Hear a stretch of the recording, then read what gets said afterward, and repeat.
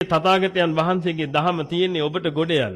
මොහොතකටවත් හිතන්න එපා පින්වතුනි තථාගතයන් වහන්සේගේ දහම ඔබ නිසා තියෙනවා. ඔය එකක්වත් හිතලා වැඩක් නැහැ.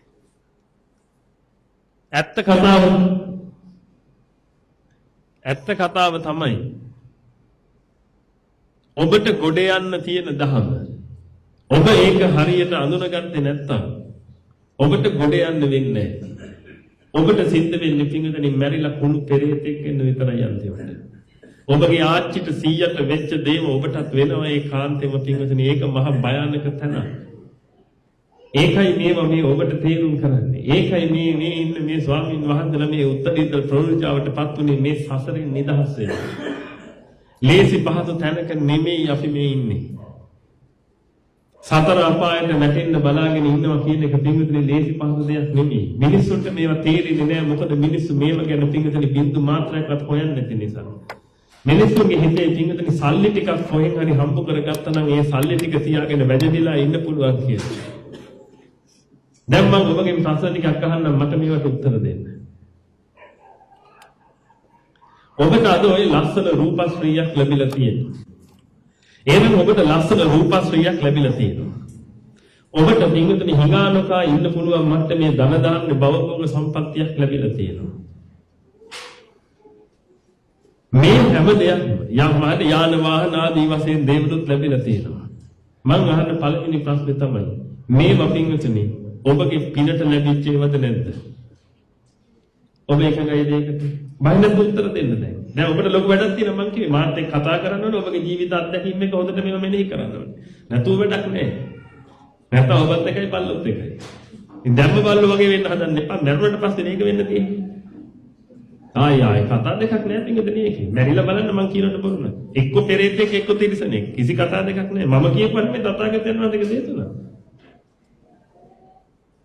තථාගතයන් වහන්සේගේ දේශනා කියවල බලන්න සංයුත්ත නිකාය තුන්වෙනි පොත කියවල බලන්න. එතකොට අහුවේ. ආදිත්ත පරියාය සූත්‍රයේ යමෙක් රූපේ කාමයටපත් වෙලා රූපයක් දැකලා ඒ රූප කාමයට මත් වෙලා ඉවර වෙලා ආන් ඒ රූප කාමයේ තියෙන වෙලාවේ මලොත් එක්ක තිරිසනෙක් වෙනවා එක්ක පෙරේතෙක් වෙනවා. ශබ්දයකට වහල් වෙලා ඉන්න වෙලාවට මලොත් එක්ක තිරිසනෙක් වෙනවා එක්ක පෙරේතෙක් වෙනවා. දැන් ලේසිද වැඩි? රසයකට වහල් වෙලා ඉන්න වෙලාවක මලොත් එක්ක තිරිසනෙක් වෙනවා එක්ක පෙරේතෙක් වෙනවා. දැන් ඔබ මැරෙන වෙලාවේ මොකකට වහල් වෙලාද ඉන්නේ? දහමට වහල් වෙලාද? සතර සතිපට්ඨානයේ කියෝද ඉන්නේ? ඈ? මැරෙන වෙලාවේ? එහෙනම් මැරෙන වෙලාවේ පිටුතනේ ඔය පහෙන් එකක් තමයි හැමතිස්සෙම වහල් භාවයටපත් වෙලා කටයුතු කරන්නේ. ඉතින් මැරිච් එක ආයි පෙරේතය වෙන එක අහන්න දෙයක් නැහැ.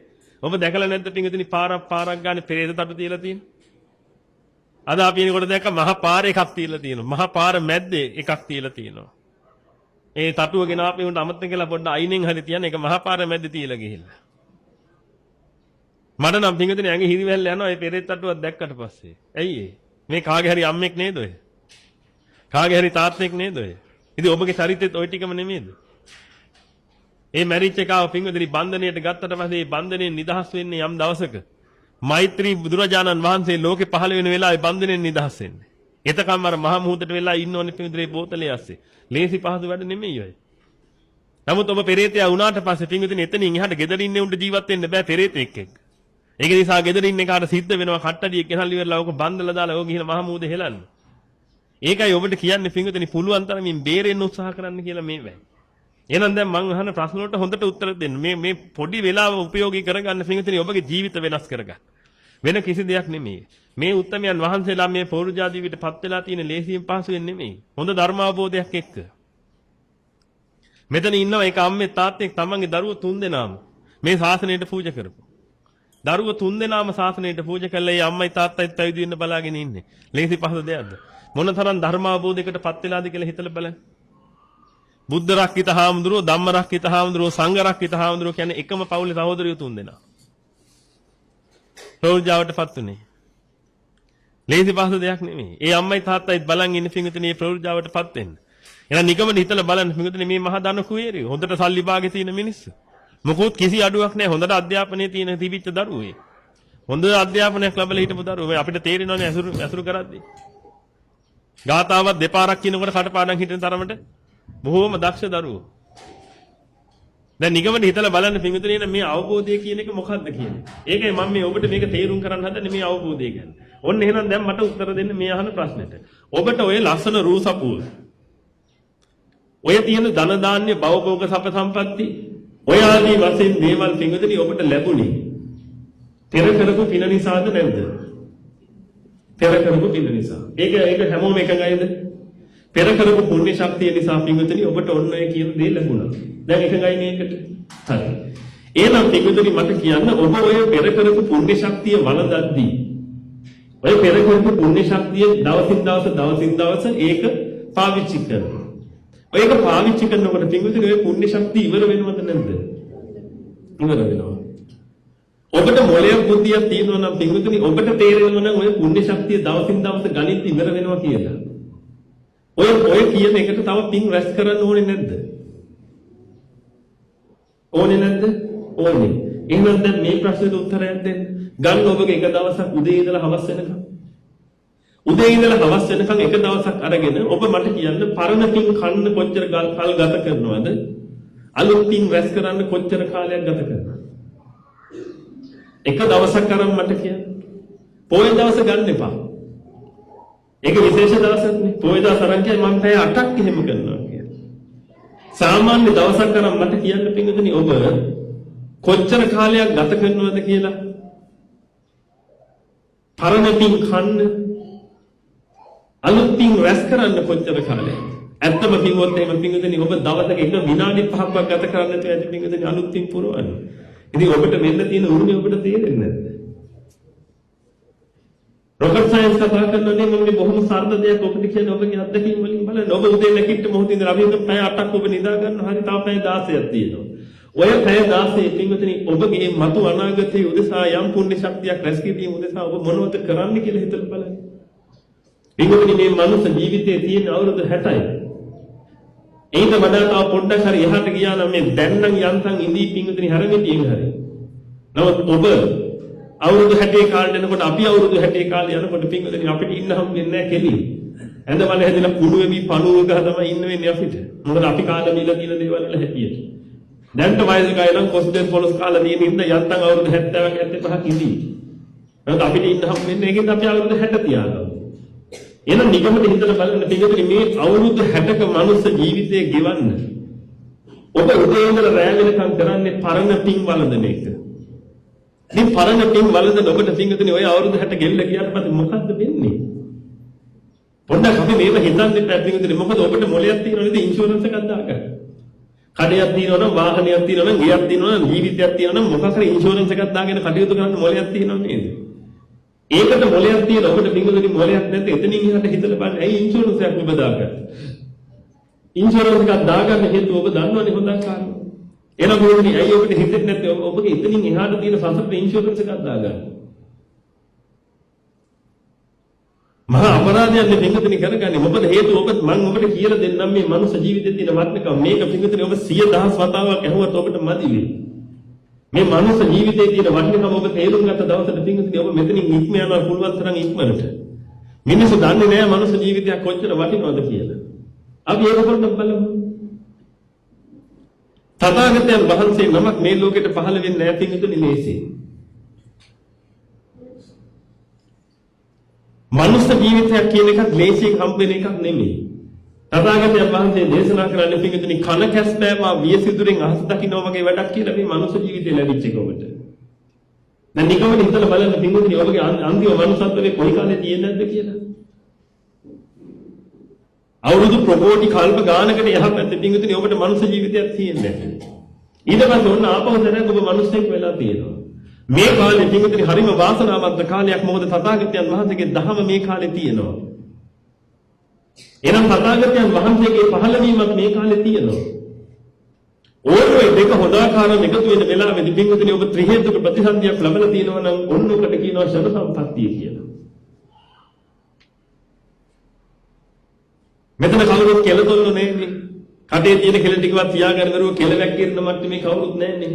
අංගවිකලියෝ බන්ද බුද්ධිකයෝ ජාතිපතිකයෝ ජාතියන්තියෝ ආදි වශයෙන් පිරිස් නැන්නේ. එහෙනම් පින්වතුනි ඔබට පුළුවන් මේ දහම අවබෝධ කරගන්න. කල්ප ගානකට පස්සේ ඔබට යම් chance එකක් ආවේ පින්විතනි මෙතනින් කොට යන්න. ඒ ආපු chance එකේදී ඔබ බලන්න කරන දේ බුදු කෙනෙක් ලෝකේ පහළ වෙලා ඉන්නවා. ශ්‍රී සද්ධර්මයේ ලෝකේ තියෙනවා. ආර්යයන් වහන්සේලා ලෝකේ වැඩ ඉන්නවා ගිහි පැවිදි වශයෙන්. ඔබ ගජරාමයට හම්බ කරනවා. පව් කියලා හිතන්නේ නැද්ද ඔබ කියන්නේ?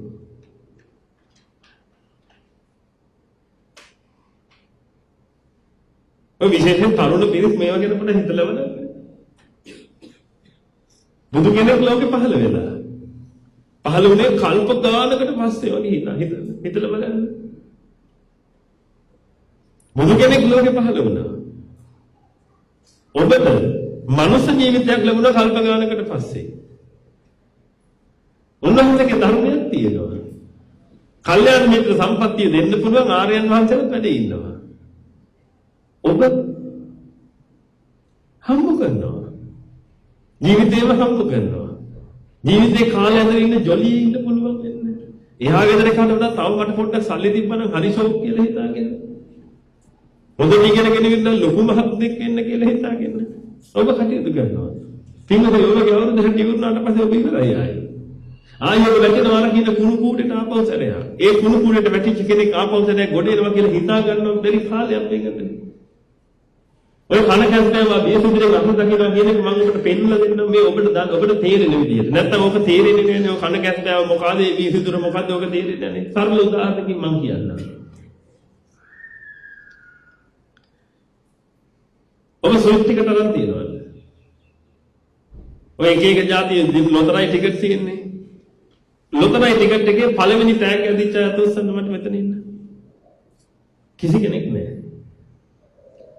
මේ මනුස්සත්වයේ ඔබට නැති වෙලා පින්වතුනි නැවත මනුස්සත්වයක් ලැබෙනවා කියන එක. මෙන්න මේ වගේ එකක් ඔබ පුළුවන් නම් මට කියන්න මේකට තියෙන සම්භාවිතාව කොච්චරද කියලා. ඔබ අවුරුදු 50ක් සොයිට් ටිකට් ගන්නවා. හැමදාම. ඒ අවුරුදු 50 හැමදාම ඔබට පළවෙනි තෑග්ග ඇදෙනවා. මේක වෙන්න පුළුවන්ද? හැමදාම පළවෙනි තෑග්ග ඇදෙනවා අවුරුදු 50ක් පිට. වෙන්න පුළුවන්ද? ඒක උනත් ඔබට ආයි මනුස්ස ජීවිතයක් ලැබෙන්නේ නැහැ. දැන් ඔබ තේරෙනවද පින්වතුනි මොකක් එක්කද මේ සෙල්ලම් කරන්නේ ඔබ කියලා? තරුණ කෙනෙක් හිතාගෙන නැති අපිට තව කල් තියෙනවනේ. අපිට තව තරුණයි. වෙන්නේ අපේ ආතා. ආතගේ වයසට තව අවුරුදු 50ක් විතර යනවා අපිට. එහෙම හිතාගෙන ඉන්නේ. දැන් මම ඊළඟ ප්‍රශ්නේ ඔබට දෙනවා. මම දැන් ඔබට එවනවා පොලිකුයි ෆෑනකුයි. මෙතන ඉන්න අවුරුදු 3-4 දරුවන් ඉඳලා අවුරුදු 70 80 දක්වා. මට මං එවන පොලේ තෑනයි ඔබ පාවිච්චි කළා. ඔබ සියලු දෙනා මැරෙන අනුපිළිවෙල ලියලා දෙන්න. ඔබ සියලු දෙනා මැරෙන අනුපිළිවෙල ලියලා දෙන්න මට. එයි නේද? දාන්න 80 ආතව දාන්න ඉස්සරහට. අවුරුදු 4 පුංචි කා දාන්න පස්සට. පුළුවන් ඔබට ඒක ගන්න. මැරෙන අනුපිළිවෙල ලියන්න පුළුවන් කෙනෙක් ඉන්නවද? ඉතින් ඔබට බය හිතෙන්නේ නැද්ද ටික? මට තේරෙන්නේ. ඇයි මේ මිනිස්සු මෙන්න නිකන් ඔහේ ඉන්නවා?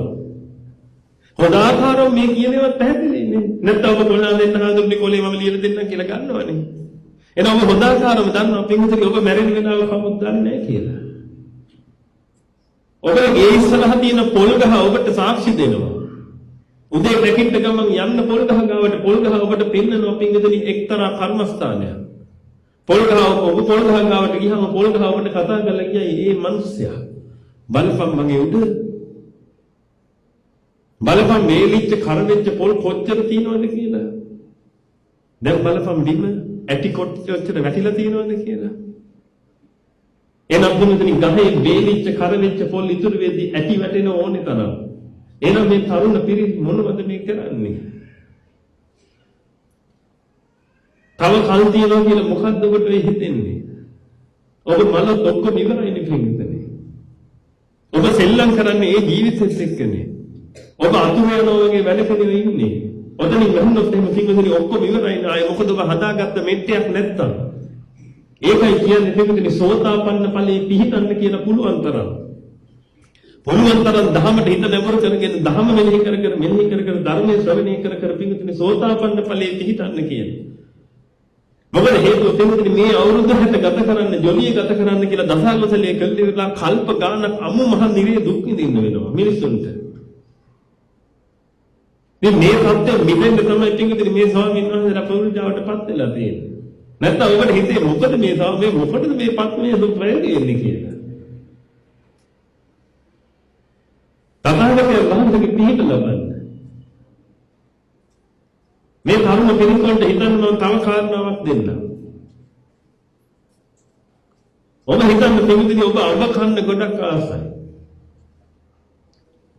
අඹ කන්න ගොඩක් ආස ඔබට පිළිගන්නේ අඹ ගහක් හම්බ වෙනකොට ඔබ මොකද කරන්නේ? අඹ ගහට නැගලා ඉවරලා හොඳට ඉඳගෙන ඉවරලා අර අඹ කඩ කනවා. තව එකෙක් එනවා අඹ කන්න ආස. මේකට ගස් නගින්න තේරෙන්නේ නැහැ. ඒක නිසා මේක මොකද කරන්නේ පින්වතුනි? පොරවක් අරගෙන ඉවරලා අර අඹ ගහ කපනවා යටින් මුලින්. ඔබ කොච්චර වෙලාවක් තව අඹ කයිද?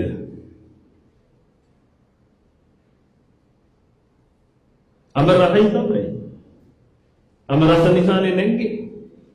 දැන් අඹ කනවා තමයි. ඒ කන අඹ හරි රසයි තමයි. ඔබ තව කොච්චර වෙලාවක් ගහේ ඉන්නවද?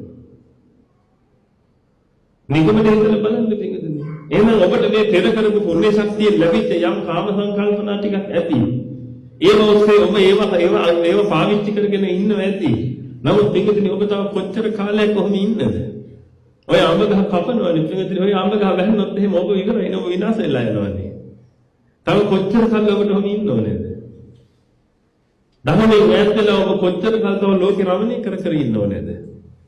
මේ දේවල් හොඳාකාරව එකින් එක හිතලා බලන්න තිබුණේ ඕව එකින් එක හිතනකොට ඔබට හොඳට තේරිලා එයි මේ මොකද්ද කියන්න හදන්නේ කියලා. මොකද්ද මේ ආම්දුරුන්ට අවබෝධ වෙලා තියෙන්නේ කියලා ඔබට හිතෙන්න පටන් ගන්නේ. අන්න එතකොට පින්තුනේ ඔබ තථාගතයන් වහන්සේගේ ශාසනයෙන් ප්‍රයෝජනයක් ගන්න පුද්ගලයෙක් බවට පත් වෙයි.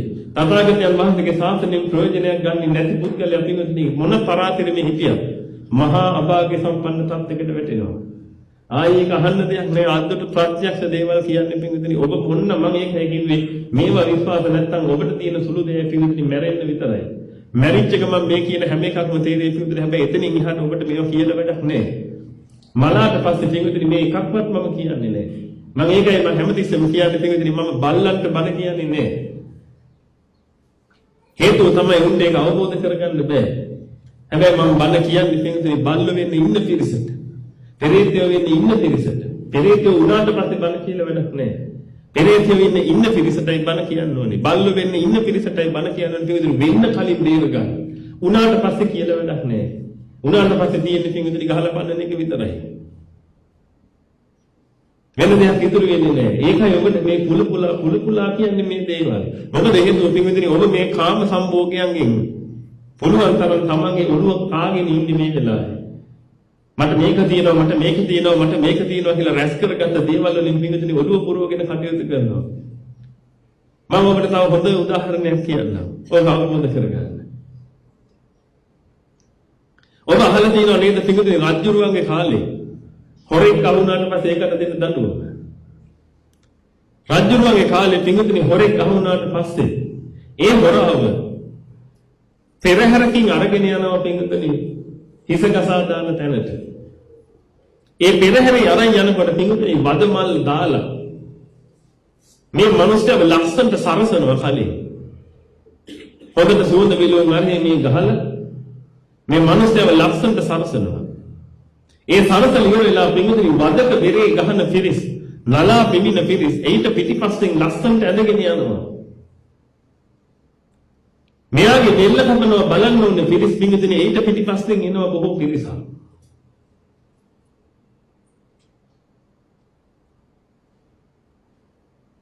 මේක මේ යන ගමන් මේක හිතනවා මේ පිරිස දැකලා ඉවර වෙලා. මේක අනිත් උන්ට කියනවා මේ බලහන්කො මට තියෙන ඒවා. උඹලට නෑනේ මේ වදමල් මාල. උඹලට නෑනේ මේ සුවඳ. බලපංකො මගේ පිරිස පිටිපස්සෙන් එනවා මාව බෙර ගගහලා අරන් යන්නේ. අර බලහන් පිටිපස්සෙන් එන පිරිස මගේ. දැන් මෙහෙම කියන එක පින්විතනේ. ඔබට මොකද්ද දැනෙන්නේ මෙයා මෙහෙම කියද්දී? මෙයාට මේ තියෙන පිරිවරින් ඇති පළක් තියනවද? පිරිවරක් නම් එනවා තමයි පිටිපස්සෙන්. ඔය පිරිවරින් ඇති පළක් තියනවද? උත්තර දෙන්න. තියනවද? ඔය සුවඳ විලවුන් ඇති පළක් තියනවද? ඔය වදමල් මාල වලින් ඇති පළක් තියනවද? ඇයි පිටුතනි පළක් නැත්තේ? උත්තර දෙන්න බෑ නේද? ඇයි පළක් නැත්තේ? ඔබ කියන්නේ පළක් නැහැ කියන්නේ. ඇයි? ඇයි? මේ කොහෙට යන හින්දාද? මරණයට යන හින්දා. දැන් ඔබ මොකද කියන්නේ? හොඳට විශ්වාසද? දැන් ඕවෙන් ඇති පළක් නැත්තේ මොකක් නිසාද? මරණයට යන හින්දා. දැන් ඔබ දවසින් දවස කොහෙටද පිංගුතුනි ඔය යන්නේ? ඉතින් ඔබ වටේ තියෙන ඒවා පළක් තියනවද එතකොට?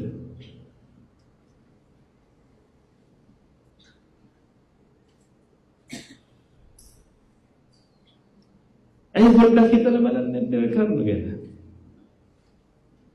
මම අමාරු දෙයක් නෙමෙයිනේ කිව්වේ. මං කියපු එක බොරු නම් ඉතින් ඔබ බොරු කියලා කියනවනේ මේකට කලින්. අර මනුස්සයාටත් හිතෙනවා මේ බලහන්කො මගේ පිරිස කියලා. මාගාව තියෙන දේවල් බලපන් මේ වස්තු මගේ කරේ තියෙන මල් මාල ටික බලපන්. එහෙම හිතෙනවා. ඉතින් ඔබටත් එහෙම හිතෙන්නේ නැද්ද බලන්න. මේ බලහන් මට තියෙන ඉඩම් මේ බලහන් මේ කඩ කාමරේ මේ හන්දියේ මේ කඩ කාමර තේලින් මගේ බලන්න එහෙම හිතෙන්නේ නැද්ද? දැන් ඔබම කිව්වා අර මනුස්සයාට ඒ කිසි දෙයකින් පළක් නැහැ කියලා. මොකද ඒක මරණයට අරයි යන නිසා. ඉතින් කිව්වොත් ඔබ හොදාකාරම් පිළිගන්න නේද? ඔබ දවසින් දවස කොහෙටද යන්නේ කියලා. මේ අද ඔබගේ අන්තිම දවසද කියලා ඔබ කොහොමද දන්නේ? අද නම් ඔබගේ අන්තිම දවස මේ බණ ටික අහලා බහිනකොට පඩිය කකුල් පැටලලා වැල්ලේ ගම ඔලුව බෙදන මැරලා තමයි වැටුනේ.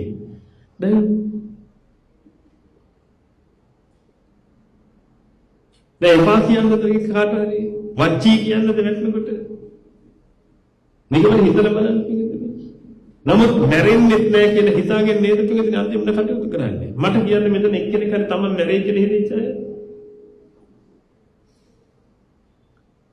මැරෙනවා කිය ඉන්න කියන්නේ මම කියන්නේ. තමන් මැරෙයි කියලා හිතන අය අතොස්සන්නේ.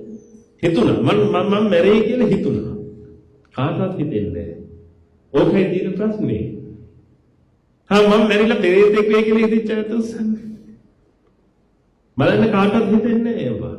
මම මැරිලා දෙවි කෙනෙක් වෙයි කියලා හිතච්ච අය අතොස්සන්නේ. ඒකට නම් ඉන්න ඕනේ තරම්. මැරිලා දෙවි කෙනෙක් වෙයි කියලා හිතන අය ඉන්න නමුත් මැරිලා පෙරේතෙක් බල්ලෙක් කුණෙක් වෙයි කියලා හිතන එහෙම හිතෙන්නේ නැහැ කවදාවත්. අන්න ඒක තමයි පිළිතුරේ තියෙන ප්‍රශ්නේ. මොකද ඔබට හැමතිස්සෙම හිතෙන්නේ ඔබ කැමති දේවල් විතරයි. ඔබ අකමැති දේවල් ඔබට හිතෙන්නේ නැහැ.